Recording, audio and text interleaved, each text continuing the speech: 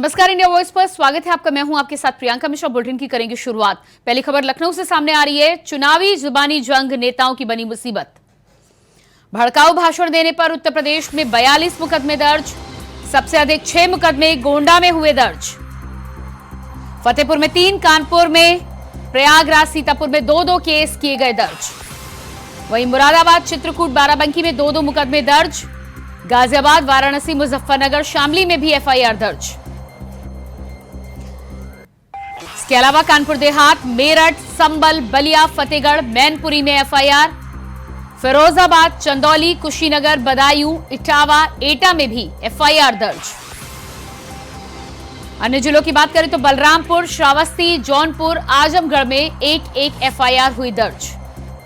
तो चुनावी प्रचार प्रसार के दौरान जैसे जैसे लोकसभा चुनाव आगे बढ़ रहा है, आखिरी चरण के चुनाव 1 जून को होने हैं, वैसे ही विवादित बयानों को लेकर अलग अलग जिलों में, अलग अलग हिस्सों में एफआईआर की संख्या भी बढ़ती नजर आ रही है। कुल 42 एफआईआर उत्तर प्रदेश में दर्ज की गई हैं।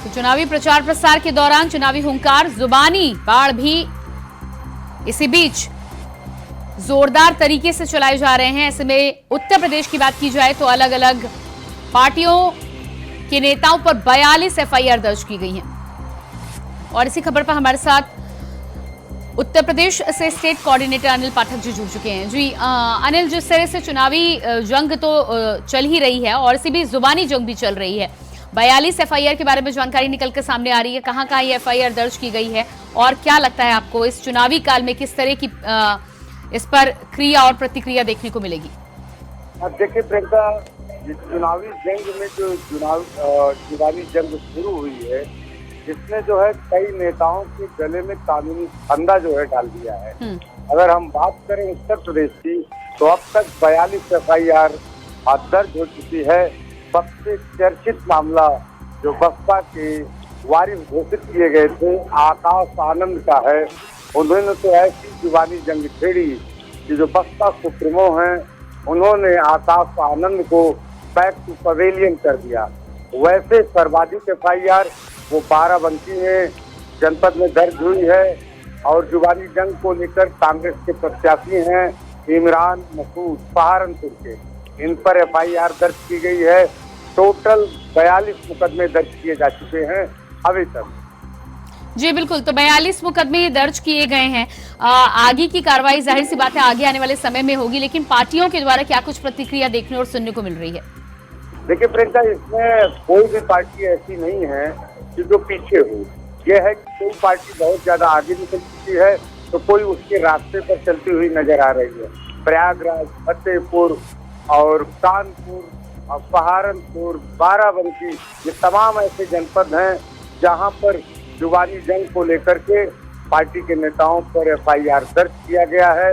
पुलिस जो है वो मामले की छानबीन कर रही है, तफ्तीश कर रही है। जाहिर सी बात है कि अब इनके खिलाफ पुलिस जो है चार्जशीट दाखिल करेगी और ये मामलों की सुनवाई जो है वो अदालत में चलेगी। जो जिस कैटेगरी का नेता है उसके खिलाफ उस कैटेगरी की अदालत में सुनवाई होगी। जी बिल्कुल अनिल, जिस तरह से आखिरी चरण के चुनाव में अब इस समय 2 दिन का समय मात्र बचा हुआ है, और ऐसे में क्या लगता है आपको कि ये 42 एफआईआर जो अलग अलग नेताओं पर दर्ज की गई हैं, क्या चुनाव से पहले किसी तरह का कोई रिस्ट्रिक्शन भी सामने आ सकता है? देखिए प्रियंका, चुनाव आयोग ने वो चाहे राहुल गांधी हो या फिर भाजपा को बार बार हिदायत दी है कि जो मर्यादा है, शब्दों की मर्यादा ना लांघे और मर्यादित ढंग से चुनाव प्रचार करें। ये राहुल गांधी को भी हिदायत दी जा चुकी है और भारतीय जनता पार्टी के नेताओं को भी इस पर चुनाव आयोग ने गाइडलाइन जारी करते हुए सुझाव दिया है और निर्देशित भी किया है लेकिन जिस तरह से सिर्फ 2 दिन बचे हुए हैं, ये हम कह सकते हैं कि सिर्फ 36 घंटे या 36 घंटे में नहीं, उससे भी कम समय है चुनाव प्रचार थमने को। कल जो है शाम 6 बजे चुनाव प्रचार थम जाएगा और तैयारियां शुरू होंगी 1 जून की। लेकिन ये माना जा सकता है ये जो 42 की संख्या है, इस 30 घंटे 32 घंटे में और भी बढ़ सकती है, क्योंकि हर दल और हर नेता मतदाताओं का ध्रुवीकरण करना चाह रहा है, जातीय आधार पर, सांप्रदायिक आधार पर। जी बिल्कुल, जाहिर सी बात है, जिस तरह से आपने अंदेशा जताया है कि आगे आने वाले समय में ये संख्या और बढ़ सकती है, ऐसे में चुनावी दौर तो चल ही रहा है, लेकिन जुबानी जंग, एफआईआर की संख्या चाहे 42 और चाहे इससे आगे बढ़ जाए, क्या आपको लग रहा है कि एफआईआर दर्ज होने से कहीं ना कहीं जुबानी जंग पर कोई असर पड़ता हुआ नजर आएगा अगले 2 दिनों में?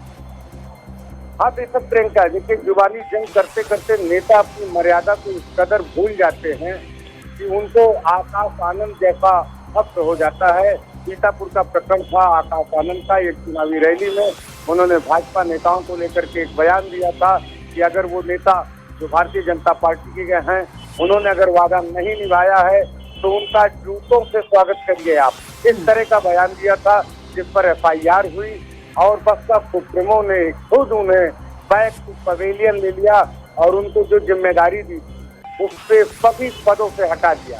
तो इस तरह से पार्टी की तरफ से भी कार्रवाइयां की गई हैं।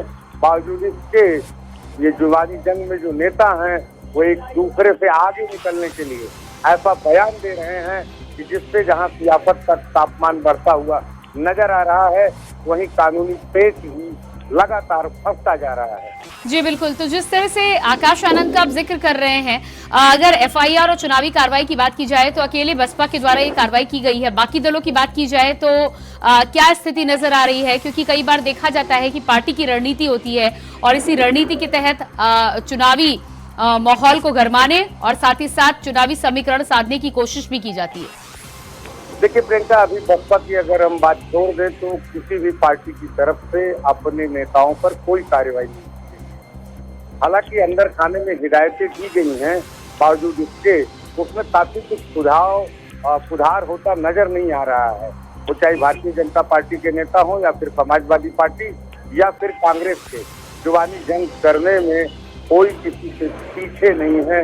वैसे भी उत्तर प्रदेश में ओपी राजभर हो गए, संजय निषाद हो गए, अनुप्रिया पटेल हो गई, तमाम नेता ऐसे जो जुबानी जंग के मास्टर कहे जाते हैं और अपनी जुबान को लेकर के ही हमेशा सुर्खियों में बने रहते हैं। जी बिल्कुल, तो जाहिर सी बात है कि 1 जून का आखिरी चरण समाप्त होने के बाद एक लंबा सिलसिला चलेगा इन तमाम एफआईआर पर कार्रवाई कर। जिस तरह से राहुल गांधी के ऊपर केस अभी भी लगातार चल रहे हैं, 7 जून की तारीख उनको भी दी गई थी पेश होने के लिए उत्तर प्रदेश में। तो क्या लगता है आपको कि एक बार चुनाव खत्म हो जाएगा तो ये चुनावी दौर की जो जुबानी जंग है, इसको निपटाने का लंबा सिलसिला उत्तर प्रदेश में चलने वाला है? हाँ बेशक प्रियंका, ये जो जनप्रतिनिधि हैं, जो सांसद हैं, विधायक हैं, इनके मुकदमे जो हैं वो एमपी एमएलए कोर्ट में चलेंगे और त्वरित गति से चलेंगे, तेज गति से चलेंगे। तारीख पर तारीख मिलेगी। एक बयान को लेकर के राहुल गांधी के सुल्तानपुर अदालत में भी तारीख पर तारीख लग रही है। अभी राहुल गांधी अदालत में पेश नहीं हुए हैं। जैसा कि हमें पहले भी पता है प्रियंका, राहुल गांधी को किसी विवादित बयान को लेकर के अदालत ने 2 साल की सजा सुनाई थी, उनकी सदस्यता भी रद्द हो गई थी। हालांकि सुप्रीम कोर्ट से उन्हें राहत मिल चुकी है और उनकी सदस्यता भी बहाल हो चुकी है। लेकिन ये एक संदेश है नेताओं के लिए कि जुबानी जंग उनको महंगी भी पड़ सकती है। कानूनी दांवपेच जो है वो उनके गले में फंदा डाल सकता है। जी बिल्कुल अनिल जी, इस तमाम जानकारी के लिए बहुत बहुत शुक्रिया आपका। और इसके बाद बात करेंगे अगली खबर को लेकर। अरविंद केजरीवाल को सुप्रीम कोर्ट से बड़ा झटका। अरविंद केजरीवाल की अर्जी सुप्रीम कोर्ट ने की खारिज। सुप्रीम कोर्ट के रजिस्ट्रार ने अर्जी स्वीकार नहीं की। 2 जून को केजरीवाल को करना होगा सरेंडर। केजरीवाल ने मांगा था 1 हफ्ते का एक्सटेंशन। अरविंद केजरीवाल को लगा सुप्रीम कोर्ट से झटका। अरविंद केजरीवाल की अर्जी सुप्रीम कोर्ट ने की खारिज। कोर्ट के रजिस्ट्रार ने नहीं स्वीकार की अपील। वहीं 2 जून को केजरीवाल को करना होगा सरेंडर। केजरीवाल ने मांगा था 1 हफ्ते का एक्सटेंशन, तो 1 जून तक रिमांड से बाहर आने के बाद, जेल से बाहर आने के बाद अरविंद केजरीवाल ने सुप्रीम कोर्ट में याचिका दाखिल की थी। मेडिकल परेशानियों का, दिक्कतों का हवाला देते हुए, चेकअप का हवाला देते हुए सुप्रीम कोर्ट में अर्जी दाखिल कर एक्सटेंशन मांगा गया था। लेकिन इस एक्सटेंशन को लेकर अर्जी सुप्रीम कोर्ट ने खारिज की है। अरविंद केजरीवाल को बड़ा झटका चुनावी काल के दौरान लगा है। माना जा रहा था कि इस पर सुप्रीम कोर्ट सुनवाई कर सकता है, लेकिन जिस तरह से रजिस्ट्रार ने अर्जी स्वीकार नहीं की है, ऐसे में अब यह साफ है कि 2 जून को केजरीवाल को सरेंडर करना होगा। 1 जून तक की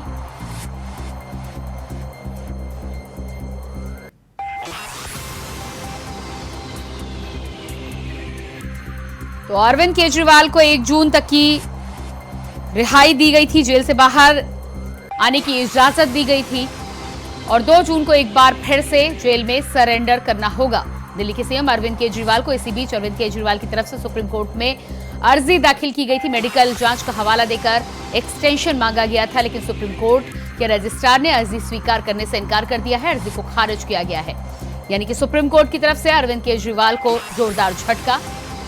2 जून को ही करना होगा सरेंडर। हर हाल में 2 जून को अरविंद केजरीवाल को अब करना होगा सरेंडर। माना जा रहा था कि अगर सुप्रीम कोर्ट इस अर्जी पर सुनवाई करता है तो अरविंद केजरीवाल को मेडिकल चेकअप के लिए एक्सटेंशन दिया जा सकता था, लेकिन रजिस्ट्रार ने अर्जी स्वीकार करने से इनकार किया है और ऐसे में 2 जून को अब अरविंद केजरीवाल 1 जून को आखिरी चरण की समाप्ति के साथ ही 2 जून को सरेंडर कर देंगे। जाहिर सी बात है कि मुख्यमंत्री अरविंद केजरीवाल को बेल मिलने को लेकर ईडी ने पहले भी इसका विरोध किया था और इसी खबर पर हमारे साथ दिल्ली से संवाददाता अजय चौहान फोन लाइन पर जुड़ चुके हैं। जी अजय, जिस तरह से अरविंद केजरीवाल को सुप्रीम कोर्ट से बड़ा झटका लगा है, 2 जून को अब अरविंद केजरीवाल को सरेंडर करना होगा क्योंकि रजिस्ट्रार ने अर्जी स्वीकार नहीं की।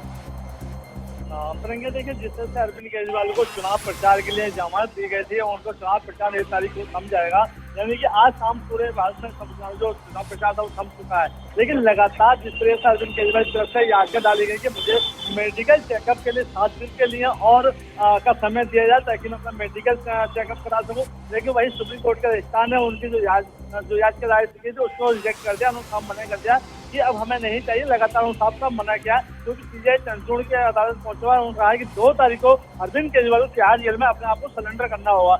आखिरकार लगातार जिस तरह अरविंद केजरीवाल समय था, लेकिन मेडिकल का हवाला देकर के उन्होंने 7 दिन का समय मांगा है। देखो, साफ साफ मना किया सुप्रीम कोर्ट ने कि उसके बाद देखा जाएगा, क्योंकि लगातार उससे पहले आपका चुनाव प्रचार के लिए भेजा था जो अभी आपकी खत्म हो चुकी है। जी बिल्कुल, तो चुनाव प्रचार के लिए जमानत दी गई थी। 2 जून को अब अरविंद केजरीवाल को सरेंडर करना होगा और क्योंकि सुप्रीम कोर्ट की तरफ से अर्जी खारिज की गई है, इसलिए इससे आगे कोई रास्ता भी नहीं है आम आदमी पार्टी और दिल्ली के सीएम अरविंद केजरीवाल के पास। बिल्कुल, देखिए, जहाँ से उनको जमानत दी वहीं उन्होंने दोबारा याचिका दायर की थी, लेकिन साफ साफ मना कर देगा। लेकिन उन्हीं के मंत्री ने कई चीजों को लेकर के हवाले किया, लेकिन दूसरी तरफ विपक्ष भी लगातार हमला करता नजर आ रहा है। उन्होंने कहा कि आखिरकार जब अरविंद केजरीवाल की सेहत सही नहीं है, ठीक नहीं है, तो लगातार जो प्रचार है वो क्यों कर रहे हैं, रैलियां कर रहे हैं। लेकिन जैसे 1 तारीख को उनका जो याचिका थी वो खारिज हो रही है, उसके बाद उन 2 तारीख को उनको सरेंडर करना है। उससे पहले ही उन्होंने अपनी एक याचिका दायर की अपनी वकील की तरफ से ताकि उनको और राहत मिल सके, लेकिन ऐसे में सुप्रीम कोर्ट ने साफ मना कर दिया कि आपको 2 तारीख को पेश होना ही पड़ेगा। जी बिल्कुल, जाहिर सी बात है ईडी ने पहले भी इस जमानत का विरोध किया था। ऐसे में एक्सटेंशन को लेकर सुप्रीम कोर्ट ने अब अर्जी खारिज की है। मेडिकल जांच का हवाला जो आम आदमी पार्टी और दिल्ली के सीएम अरविंद केजरीवाल की तरफ से दिया गया था, उसको लेकर भी क्या कोई टिप्पणी कोर्ट की तरफ से की गई है? क्योंकि अर्जी स्वीकार नहीं की गई है, लेकिन इसको लेकर क्या कुछ जानकारी निकल कर सामने आ रही है? क्या जेल में मेडिकल सुविधाएं अरविंद केजरीवाल की बढ़ाई जा सकती हैं? देखिए, सवाल खड़ा होता है कि आखिरकार अरविंद केजरीवाल की इतनी ज्यादा तबीयत खराब है तो ऐसे में वो क्यों प्रचार कर रहे हैं, ये भी सवाल सामने आया है कि लगातार अगर उनकी तबीयत में सुधार नहीं है या ज्यादा तबीयत खराब है, जिस तरह से उनको कहा था कैंसर हो सकता है, कि बीमारी हो सकती है, उनको चेकअप शुगर की बीमारी हो रखी है, तो ऐसे में सवाल खड़ा हुआ है कि आखिरकार अगर स्थिति है तो क्यों प्रचार कर रहे हैं। तो ऐसे में साफ साफ क्या है, आपका स्वास्थ्य सही होने के कारण आप प्रचार कर रहे हैं, लेकिन आपने जिस तरह से कहा कि हमें 7 दिन का और समय चाहिए, इसलिए आपको नहीं दिया जाएगा और आपको अनिवार्य है तिहाड़ जेल का सरेंडर करना पड़ेगा, क्योंकि इनके पास और कोई विकल्प नहीं है। उसके बाद ये अपनी अदालत में जा सकते हैं, याचिका लेकर के दोबारा डाल सकते हैं, चुनौती दे सकते हैं अपनी गिरफ्तारी को लेकर के, लेकिन साफ साफ चंद्रचूड़ की अदालत ने साफ साफ कहा कि आपको 2 तारीख को सरेंडर करना ही होगा। जाहिर सी बात है कि जिस तरह से 2 तारीख को सरेंडर करने को लेकर, 2 जून को सरेंडर करने को लेकर अब एक बार फिर से हिदायत भी सामने आ चुकी है और कोशिश यही की जा रही थी कि किसी तरह से एक्सटेंशन मिल जाए जिससे जेल के बाहर दिल्ली के सीएम अरविंद केजरीवाल अपना समय बिता सके। इस पूरे मामले को लेकर जिस तरह से गृह मंत्री अमित शाह की तरफ से बयान भी निकलकर सामने आया है कि केजरीवाल को अब अपना उत्तराधिकारी चुन लेना चाहिए। बिल्कुल, देखिए जिस तरह से अरविंद केजरीवाल ये चाहते हैं कि एक बार मुझे जमानत मिल गई है तो मैं दोबारा हो सकता है किसी चीज का मेडिकल का हवाला दे करके या किसी भी चीज का दे करके मैं जमानत बढ़ा सकता हूँ, अपने ले सकता हूँ। लेकिन ऐसे में कोर्ट ने साफ मना किया है कि आपको सिर्फ चुनाव के लिए छोड़ा गया था, ना कि आपको जिस केस में आपने फंसे हैं 100 करोड़ के मामले लैंड मामले में उसमें, लेकिन उसमें जवाब नहीं मिली थी। तो ऐसे में आपको सरेंडर करना ही होगा, देखना ही होगा कि क्या 2 तारीख को जब ये तिहाड़ जेल जाएंगे तो क्या इस्तीफा देंगे या फिर कोई नया अधिकारी इसमें लेके आएंगे या फिर राष्ट्रपति शासन लगेगा दिल्ली के अंदर। ये सबसे बड़ा सवाल है। लेकिन विपक्ष लगातार आवाज उठा रहे हैं। आगे अरविंद केजरीवाल बहुत बड़े कलाकार हैं, जिस तरह से वो अभी से अपनी बचाव में आ रहे हैं और लगातार छुट्टियां मांग रहे हैं, लगातार मुझे जमानत दी जाए। तो ऐसे में कहीं ना कहीं अरविंद केजरीवाल की जो मुश्किलें और ज्यादा बढ़ती जा रही है, क्योंकि इस तरफ उनके जो पीए जो है दीपक कुमार वो पुलिस की कस्टडी में, वहीं आतिशी को भी आज नोटिस देकर उनको बुलाया गया। तो ऐसे में कहीं ना कहीं केजरीवाल को भी मुश्किलों का सामना करना पड़ रहा है। जी बिल्कुल अजय, जानकारी के लिए बहुत बहुत शुक्रिया।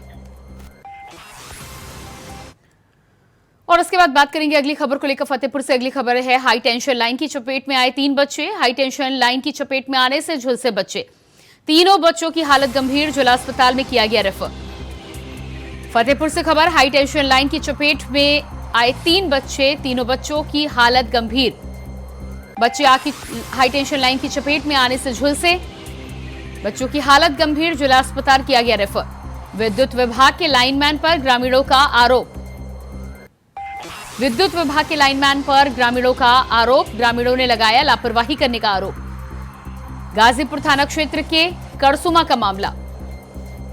तो तस्वीरें आप देख पा रहे हैं, बताया जा रहा है कि हाई टेंशन तार की चपेट में आने से 3 बच्चे बुरी तरह से झुलस गए हैं, जिनकी हालत अब गंभीर बताई जा रही है। तीनों ही बच्चों का हायर सेंटर रेफर किया गया है। विद्युत विभाग के लाइनमैन की लापरवाही का यह नतीजा बच्चों को झेलना पड़ा है। ग्रामीणों ने लगाया लापरवाही का आरोप। गाजीपुर थाना क्षेत्र के करसुमा का यह मामला।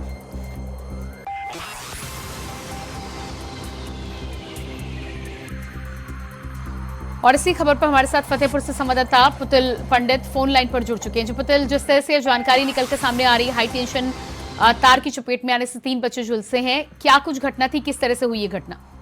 जी बताते चलिए, पूरा मामला गाजीपुर थाना क्षेत्र के करसुमा गांव का है, जहां पर गांव किनारे कुएं के पास ये बच्चे खेल रहे थे।